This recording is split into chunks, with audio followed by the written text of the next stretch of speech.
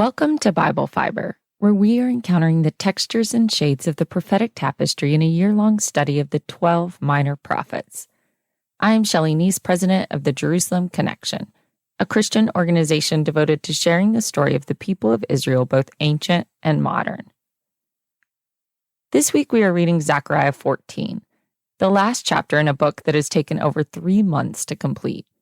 Because I've spread out this study, putting every chapter under the interpretive microscope, I want to pause and zoom out to remind everyone again of the importance and influence of Zechariah, especially on the New Testament.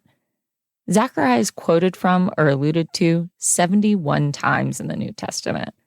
Only the book of Isaiah trumps Zechariah in its total number of messianic typologies. During our study, I made note of all the times the New Testament writers directly quoted from Zechariah. Revelation was the exception. Revelation so frequently echoes Zechariah that I found it impossible to outline all the overlap. Suffice it to say, John of Patmos was a big Zechariah guy. Despite Zechariah's enormous influence on the New Testament writers, the book rarely gets more than a passing reference in Christian Bible studies. At some point from the time of the early church to now, Zechariah lost popularity. I understand that the vision sequence seems obtuse, the shepherd imagery jumps around, and the oscillation between promises and curses is dizzying. Feeling that way about Zechariah does not make you less of a believer. What I have enjoyed about this deeper study of Zechariah is the process of mining the prophetic text for surprises. Those have popped up in every chapter in the form of historical insights, glimmering poetry, funny hypotheticals, messianic profiles, and apocalyptic symbols. All that to say, it has been a fun spiritual ride, and I hope you have enjoyed Zechariah as much as I have. Zechariah 14's first scene has enemy nations of Jerusalem dividing her spoils. Plunder, rape, and exile are not the high notes that I hoped for in the book's closing chapter. Jerusalem will suffer defeat and humiliation. Even worse, God will first allow the nations to overrun Jerusalem before he intervenes. Yahweh says, "I will gather all the nations against Jerusalem to battle." Verse 2 and 5 are the only times that Yahweh speaks directly in chapter 14. Once to call for Jerusalem's destruction, and once for her deliverance. For Zechariah's audience, the destruction narrative likely sounded eerily similar to the Babylonian invasion. Surely Zechariah's words sent shivers down their PTSD spines. God will send into exile half of the city's inhabitants, but he promises a remnant will remain. To the remnant, Zechariah devotes the rest of his oracle, promising their deliverance. The basic premise of remnant theology is that God will punish his people, but he will never allow them to go extinct. In the biblical period, the biggest threats to their national survival were the Assyrian exile and then the Babylonian exile. For the 2,000 years after the close of the canon, the Jewish people have endured expulsions, pogroms, and an evil plan of mass murder. And yet the Jewish people survive as individuals, people, and now a nation. The ravaging of Jerusalem by hostile nations induces Yahweh's coming. Then the Lord will go forth and fight against those nations as when he fights on a day of battle. The prophets constantly justify God's allowance of human agents to mete out his punishment on the people. But the nations repeatedly overstep their boundaries, and God is left pouring out his vengeance on them. Chapter 12 described this same divine intervention on Jerusalem's behalf, but it left out the part that the people would initially suffer a loss. Yahweh descends down to earth and places his feet on the Mount of Olives. God's intervention into human space causes a seismic shift. The mountains split in two, with one half shifting to the north and the other half shifting to the south. The result is that a fissure is formed running east to west between the parted mountains, providing an escape route from God's people to find refuge. The imagery evokes the parting of the Red Sea in Exodus. Zechariah instructs the survivors to flee like they fled from the earthquake in the days of King Uzziah of Judah. The prophet Amos referenced the same 8th century BCE earthquake in his superscription. Over 200 years later, the people apparently recall the earthquake's aftermath. The Mount of Olives sits higher than Mount Moriah on the opposite side of the Kidron Valley. To this day, every tour of Jerusalem takes a bus to the Mount of Olives at sunset to see the best possible view of the Temple Mount. While the Mount of Olives is a sensical choice for Yahweh's lookout point, This is the only place in the Hebrew Scriptures that the Mount of Olives is associated with the theophany. Zechariah's audience was already familiar with the mountains and valleys around Jerusalem. On the surface, it seems strange that Zechariah specifies that the Mount of Olives lies before Jerusalem on the east. Zechariah scholars think the prophet may be alluding to the prophet Ezekiel's vision of Yahweh's Spirit departing from Jerusalem towards the mountain east of it. This occurred before the Babylonian destruction of Jerusalem. Zechariah has Yahweh returning over a century later from the same direction he departed. Once God's people are safe and out of the way, God attacks the enemy nations with an army of holy ones, his own angelic army. With Yahweh's physical intervention into the human realm, cataclysmic events follow. God manifests his power over earth and sky. In the Masoretic text, Zechariah 14:6 translates, "The precious ones will congeal," which interpreters understand as the darkening of the sun and moon. The Septuagint reads differently with the statement, "There shall not be either cold or frost," which may also be a way of saying the sun and moon stop functioning.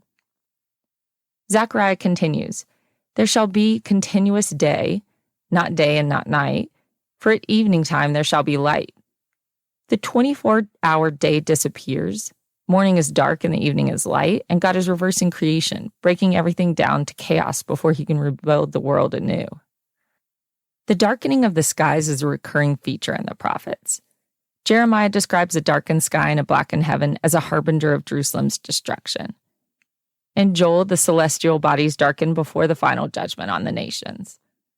The prophet Isaiah also predicted that on the day of the Lord, the celestial bodies would withhold their light. Zechariah has a slightly different twist. The sun, moon, and stars lose their functionality, and yet Jerusalem still has light in the evening. Revelation alludes to the Zechariah prophecy with its own interpretation. John, writing about the age to come, says, "The city has no need of sun or moon to shine on it, for the glory of God is its light, and its lamp is the Lamb." Continuing the theme of God's interjection into nature, Zechariah envisions living water flowing out from Jerusalem, half of it to the eastern sea, which is the Dead Sea, and half of it to the western sea, which is the Mediterranean. Jerusalem's only living water source was the Gihon Spring.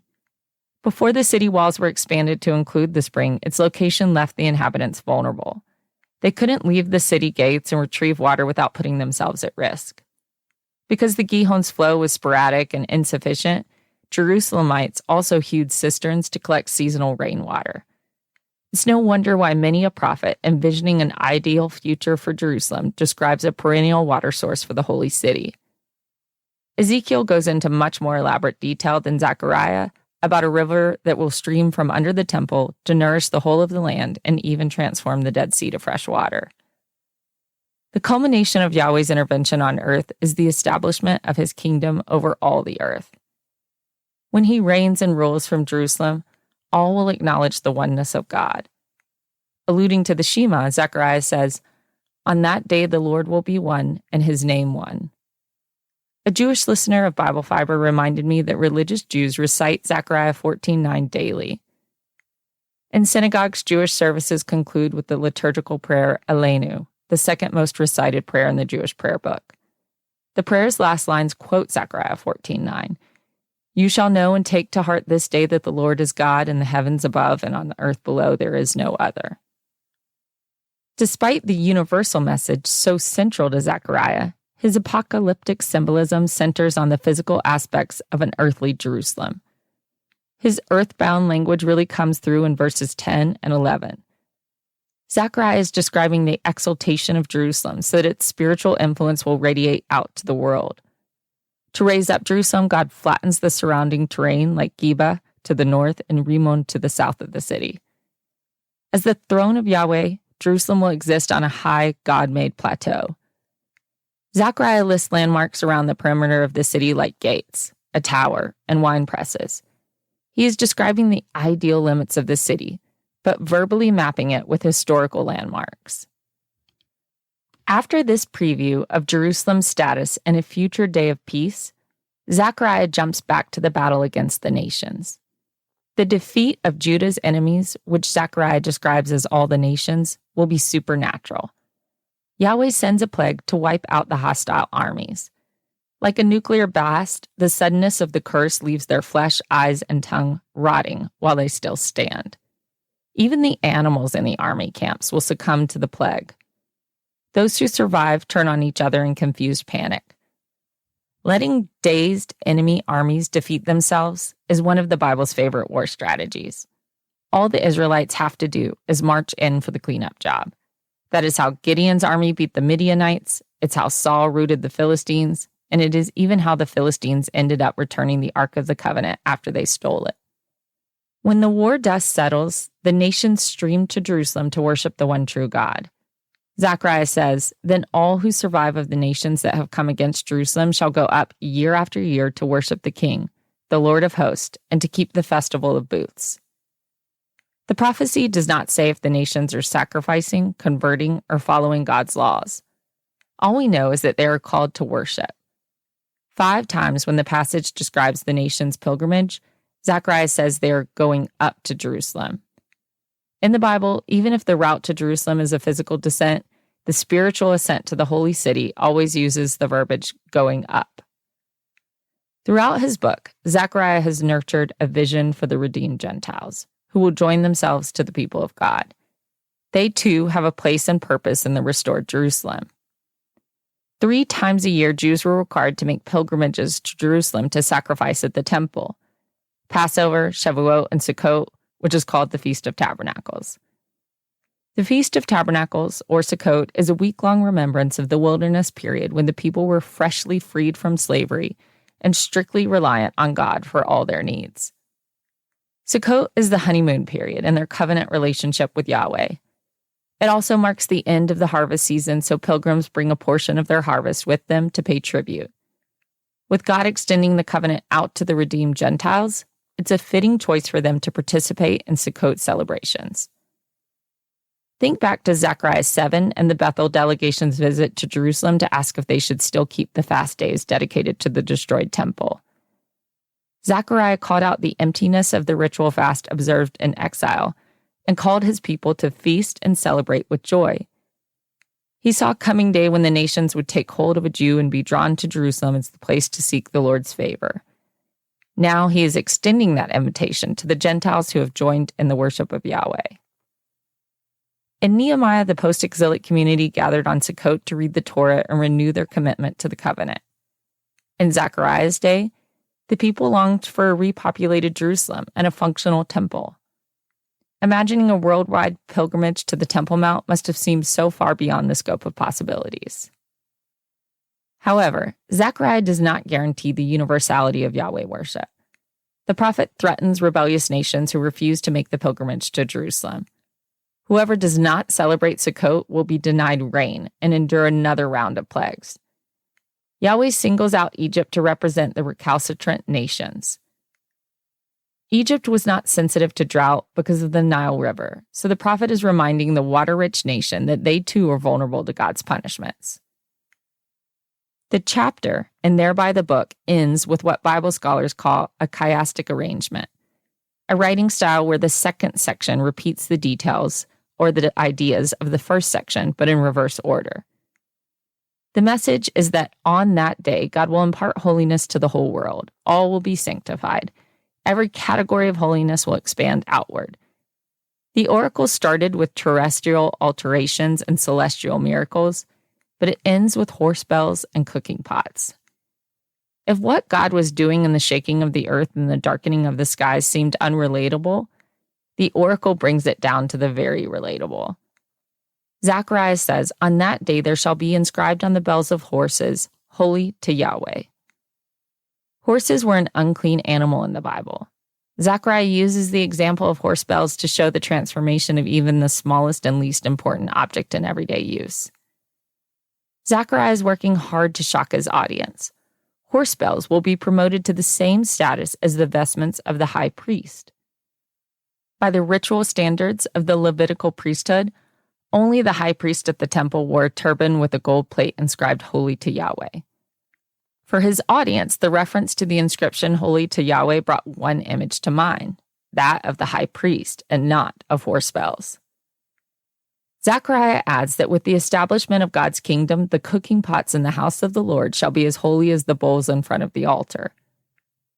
Normally, the everyday work of temple sacrifice involved profane vessels and sacred vessels. The priest used the common to prepare sacrifices and to clean up from the messy business of sacrificial worship. But there were sacred vessels used in the most important parts of the ceremony. Those vessels were sanctified for the temple use and carefully maintained. Zechariah is saying that in the age to come, the cooking vessels will be held in the same esteem as the ceremonial vessels. When I read the end of Zechariah 14 with its elevation of all things common to sacred, I'm reminded of the company Jesus kept in his life on earth. We know from the Gospels that Jesus preferred to associate with the poor, the sinners, the tax collectors, and the fishermen. Both in word and deed, Jesus lived out Zechariah's prophecy of the common rising to the ranks of the sacred. Jesus told his followers, "Whatever you did for one of the least of these brothers and sisters of mine, you did for me." Jesus equates himself, who as Christians we believe to be the very Son of God, with the hungry, the thirsty, the stranger, the sick, and the prisoner.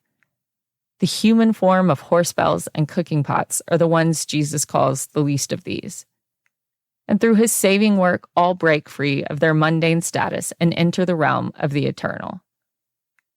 Zechariah is predicting a future when the distinction between holy and unholy will vanish. Jesus ushered in that day, breaking the barrier that separated humans from their Creator God. That's a wrap for the prophet Zechariah. The load of Zechariah commentaries that have been on my desk for months are going to be shelved today. Join me next week for the prophet Malachi. Thank you for listening, and please continue to participate in this Bible reading challenge. For all of the biblical references each week, please see the show transcript on our blog or by signing up for our emails at thejerusalemconnection.us. I don't say all the references in the podcast, but they're all in the transcript. Send me a message, I'll respond. Bible Fiber is available on YouTube or wherever you listen to your podcast. Shabbat Shalom.